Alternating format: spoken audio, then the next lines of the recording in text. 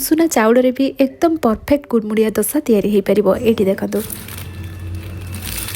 आपण मैंने साउंड जापे केते परफेक्ट दोसा तैयारी होइचे। साधारणतः आम अरुआ चाउल रे दोसा तैयारी करते किंतु उसुना चाउल रे भी पूरा मार्केट भली एकदम मुसमुसिया और गुड़मुड़िया होकर दोसा तैयारी हम। ये दोसा खाई कहीं कहींपारे ये आप उसुना चाउल तैयारी करछंती। परफेक्ट अरुआ चाउल दोसा भली ही टेस्ट आसो। निहाती भाव में ट्राए करूँ। से वीडियो को एंड जाए देखिए। जदि रेसिपी पसंद आसो वीडियो को लाइक शेयर करदे। चैनल नुआ थे सब्सक्राइब करने। फेसबुक पेज रे देखुले निश्चित भाव में फॉलो करनी। चलतु स्टार्ट करिया आज रेसिपी। दोसा तैयारी करने प्रथम आम उसुना चाउल नहीं जावा। एमती गोटे गिना कि ग्लास सेट करनवा से उसुना चाउल बिरी को मापिकी नवा जहाँफल दोसार बैटर बहुत बढ़िया से तैयारी हम। एवं गिनारे मापिकी आम 4 गिना उसुना चाउल नहीं जावा। ये आप जेकोसी उसुना चाउल नहीं पारे माने किना चाउल जब यूज कर नहीं पारे कि घर तैयारी उसुना चाउल नहीं पारे। प्रत्येक दिन भात आप जो उसुना चाउल व्यवहार कर बस ताकू नहीं जातु।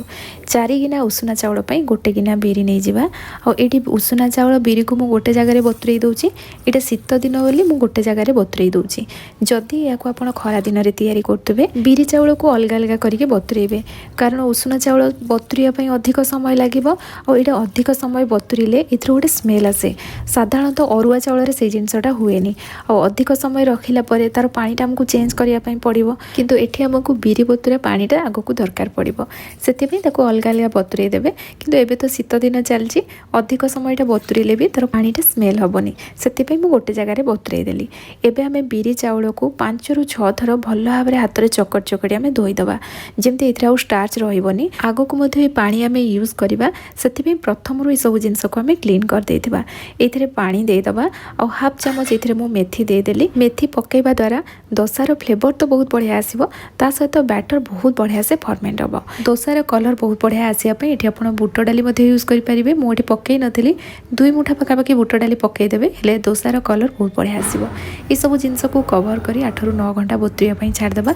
उसुना चाउल बतुरिया समय लगे 7-8 घंटा तो निहाती भाव में बतुरेबे। ये मुझे प्लेन दोसा तैयारी कर आलू चटनी तो तैयारी करनथली किंतु यापाई गोटे आम चटनीटे तैयारी करवा दोसा सहित खायापाई। तो से मुझे तेल गरम करी 1 चामच बिरी 1 चामच बुट डाली नहीं गली। तेल कि समय यहाँ भाजिला एथिरे आमे सुखिला लंका 2टा पकेबा ता सहित गोटे मुठा पाखापाखि आम रसुण देदेबा। रसुणर क्वांटिटी अधिक रहिले चटनी खाइबा बहुत बढ़िया लगे। रसुण पकेला परे ताको एमती आम हल्का भाजदेबा जेमती रसुण रे टिके कलर पड़े आसीबो। बस एतिकी भाजीला परे गोटे बड़ साइज रो पियाज को छोट छोट काटिके एथिरे ऐड करदेबा। अधिक मात्रा रे भुसुआ पत्र पकेदेबा। भुसुआ पत्र एथिरे पड़िले भाजिला बेले पकेदेले यार फ्लेवरटा बहुत बढ़िया आसीबो। ता सहित एठी मो 2टा टमाटो नहीं गली और अल्प टिके तेंतुड़ी नहीं जावा। स्वाद अनुसार लुण देदेबा और सबू जिनस को ये आम हाई फ्लेम में भाजीदेवा। जेहेतु टमाटो पानी अंश रही हाई फ्लेम में भाजिले बहुत जल्दी ड्राए हो। लुण प्रथम पकईदे से पियाज टमाटो बहुत जल्दी सॉफ्ट हो।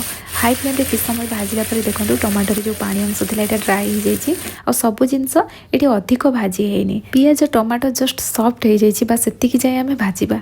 यह भल भाव में ठंडा कलापर ग्राइंडर जार ऐड करवा। मुझे अल्प पानी देके यहाँ फाइन पेस्ट कर देती। पानी देली बोली मुझे देखनी किंतु अल्प पानी देदेबा। पानी देला परे यहाँ मु बाटिकी नहीं आसली। चटनी ये रेडी हो गला। लास्ट गोटे सिंपल ये छुंक देदेबा से मुझे तड़का पैन गरम कर देती। ये 1 चामच पाखापाखि तेल देदेबा। तेल गरम है पर हाफ छोटा चामच सोरिष पकेबा। सोरिष फुटीगले ये भुसुआ पत्र देदेबा। अल्प हेंगु दे आम ये छुंक देदेबा। मुझे छुंक देला बेले ना सुखिला लंका व्यवहार करनथली। आप चाहिए सुखिला लंका ये पकई पारे। ये चटनी रेडी हो गला। या जेकोसी पिठा कि नॉर्मल जदि घरे चकुली बनाऊे कि इडली दोसा सबुति खाईपारे बहुत बढ़िया टेस्ट लगे। एपटे आमर चाउल बहुत बढ़िया से बतुरी जाइए। यहाँ आम ग्राइंडिंग करवा। बतुरी रखि पानी को आम चाउल बिरी बाटिला बेले यूज करवा। से मुझे प्रथम कही सब जिनस को भलसे आम क्लीन कर देथिबा कारण पानीटा आम ये यूज करवा। खास करके बिरी बतुरा पानी जदि यहाँ ग्राइंडिंग कला बेले आप यूज करेंगे यहाँ फर्मेंटेशन रे हेल्प कर माने आपनकर आणटा बहुत बढ़िया से फुलिबो। एबे ग्राइंडर जार रे बिरी चाउल देदेबा और से पानी को आम ये ऐड करवा। एक्स्ट्रा पानी आ दरकार पड़ोनी। जी पानी आम बतुरई थे ना से पानी रे ही आमर बिरी चाउल बटा रेडी हो। ये आम उसुना चाउल ग्राइंडिंग कर गोटे थर रे अधिक बिरी चाउल पकईकि आप बाटेनि एमती अल्प अल्प बिरी चाउल दे या ग्राइंडिंग करेंगे ये बहुत बढ़िया से पेस्ट हम आ पानी अधिक देवेनि कारण बैटरटा आम बहलिया रखा अधिक पानी देले चाउल तो ठीक से बाटी हेनी ये खदड़िया ता सहित बैटरटा भी पतला होती अल्प अल्प पानी दे या ग्राइंडिंग करके नहीं आसवा एमती गोटे बड़ जगार बैटर को आम रखा कारण ये बैटरटा फुल तो एबे या आम एमती हाथ में भल भाव फेंटी नवा कि हुस्कर या फेंटी पारे और जिते भल से आप बैटरटा को ये फेंटी थे ना आपंकर बैटरटा से भल से फर्मेट हम तो ये मुझे 10 मिनिट पाखापाखि फेंटी यहाँ टी आपको समय लगे कष्ट लगिपे किंतु बैटर बहुत बढ़िया से रेडी हम बैटरटा को आम जब भल से फेंटी दबा शीत दिन हेले भी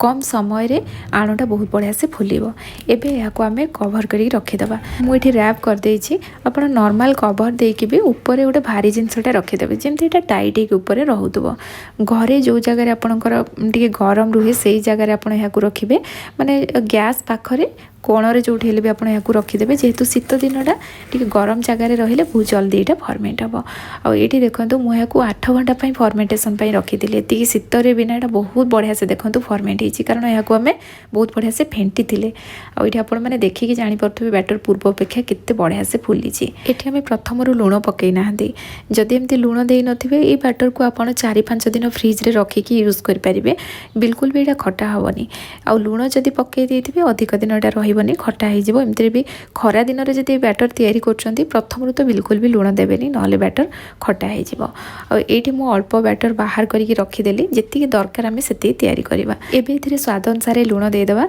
यह भल भाव मिक्स करनवा बैटर कंसिस्टेंसी यही टाइप ही रहा पतला करवानी जदि अधिक पतला होना आमर जो दोसाटा कुड़मुड़िया होगी जो तैयारी हुए सेटा हेनी से एमती आम बहलिया रखा एपटे दोसा तैयारी करने तावा को हाई फ्लेम रे गरम कर देते तावा भल भाव में गरम है आम ऊपर पानी छिटा पकेबा जहाँफल तावार टेम्परेचरटा ना पूरा नॉर्मल रहिबो आ दोसा पकेला बेले या आम भल से स्प्रेड कर पारिबा माने तावार यहाँ पूरा चिपकिकी रहिबो आ एठी पानी पकेला परे सांगे सांगे गोटे टिश्यू पेपर किंबा कटन कपड़ा पानी को आपण पोछि देबे तापरे दोसा एमती गोटे टंका बैटर आनिकी चारिपटे एमती स्प्रेड करेंगे एबे गैस रो फ्लेम ये आम मीडियम रखा मीडियम फ्लेम रे दोसाटा जब सेकी हम ये पूरा क्रिस्पी होगी तैयारी हम आईटी देखो दोसा को मुझे पतला कर देती बोली साइड पोर्सन गुड़ा मझीरू यहाँ एकदम क्रिस्पी होगला आ साइड रू एमती खंड खंड होगला यहाँ अधिक पतला है ना पूरा क्रिस्पी हो खायापी बिल्कुल भी भल लगे टिके मोटा रखा जहाँफल ऊपर पोर्सन गुड़ा टिके नरम रलू यहाँ क्रिस्पी रोसाटा ये टाइप रही ही खायापी बहुत बढ़िया लगे ये प्रथम दोसा तो ये टाइप होगला नेक्स्ट तैयारी कला बेले आम मोटा रखा जहाँफल दोसाटा खायापी बहुत बढ़िया लगे एबे आम तेल लगेबानी तावा जेहेतु गरम अच्छी यार टेम्परेचर आम नॉर्मल करने ऊपर पानी छिटा पकेबा ताकू पोछिला परे एमती दोसा आम स्प्रेड करवा आईटी आप रुटी करवा तावारे दोसा तैयारी करेंगे नहले दोसा बिल्कुल भी उठबनी से पूरा तावारे चिपकिकी रही आप जब लुहा तावा नहीं तो सीटा बहुत बढ़िया हम मैंने दोसा करवा तावा जदि एमती नॉनस्टिक तावा भी नौकरी ना यही प्रोसेस रे बनातु दोसा बहुत बढ़िया से तैयारी हम साधारणतः नॉनस्टिक तावारे तैयारी कले साइड रू बहुत जल्दी उठी जाए किंतु आप जब यही प्रोसेस रे करेंगे ना तावार टेम्परेचर जदि आप ठीक ठाक रखिए आपंकर दोसार कलर ये परफेक्ट आसो बिल्कुल भी यहाँ खराब हेनी दोसा पकईला गैस रो फ्लेम ये आप मीडियम रखिए मीडियम फ्लेम रे दोसा जिते भल से सेकी ऊपर ड्राई होपर आप तेल लगेबे तेल लगेला जिते यहाँ क्रिस्पी हो दोसा को एमती बाहर करने एमती मो सबू दोसा को तैयारी करनी नेक्स्ट जो दोसा गुड़ा सब तैयारी आपने देखिपे केते परफेक्ट तैयारी आपड़ तो खाई बिल्कुल जानीपर ये उसुना चाउल तैयारी करछंती बहुत बढ़िया टेस्ट लगे वीडियो रे डिटेल्स मु सब जिनस कही जमती आप प्रथम थर रे ही एकदम परफेक्ट दोसा तैयारी करि परिबे आज ये रेसिपी आपण मानकु केमती लागिला मते निश्चय कमेंट सेक्शन रे जणैबे रेसिपी पसंद आस्तेले वीडियो को लाइक करिया पई जमा भी भूलिबेनी पुणी आसीबी नुआ रेसिपी नेकी सेति पर्यंत रहुची धन्यवाद।